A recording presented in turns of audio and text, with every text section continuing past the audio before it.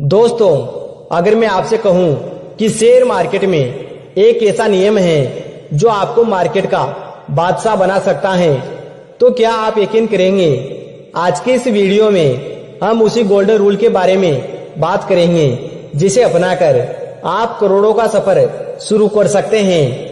दुनिया भर में 95% से ज्यादा लोग शेयर मार्केट में फेल हो जाते हैं और सिर्फ 5% लोग ही सफल हो पाते हैं। इन सफल लोगों की खासियत यह नहीं है कि उनके पास लाखों रुपए थे, बल्कि उनकी खासियत यह थी कि वो इस नियम को अच्छी तरह समझते थे और फॉलो करते थे। इस रूल का नाम है डिसिप्लिन और इमोशन। 95% लोग कैसे पैसे गवाते हैं? इमोशन से नुकसान।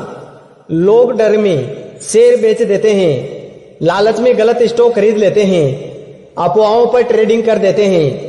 लोग घबराकर बेच रहे हैं, लालच से खरीद रहे हैं। यही वो जाल है जिसमें 95% लोग फंस जाते हैं और मार्केट उन्हें लूट लेता है। 5% लोग कैसे शेयर मार्केट में बादशाह बनते हैं? डिसिप्लिन से सफलता, सही रिसर्च करना एंड SIP और लॉन्ग टर्म इन्वेस्टिंग को फॉलो करना, स्टॉप लॉस लगाना, यह ट्रेडर का सेफ्टी बेल्ट होता है।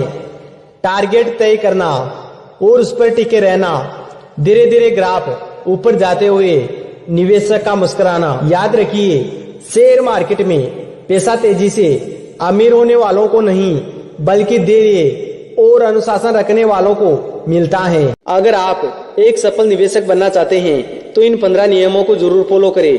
अगर आप इन 15 नियमों को फॉलो करते हैं तो आपको एक सक्सेसफुल इन्वेस्टर यानी सफल निवेशक बनने से कोई नहीं रोक सकता।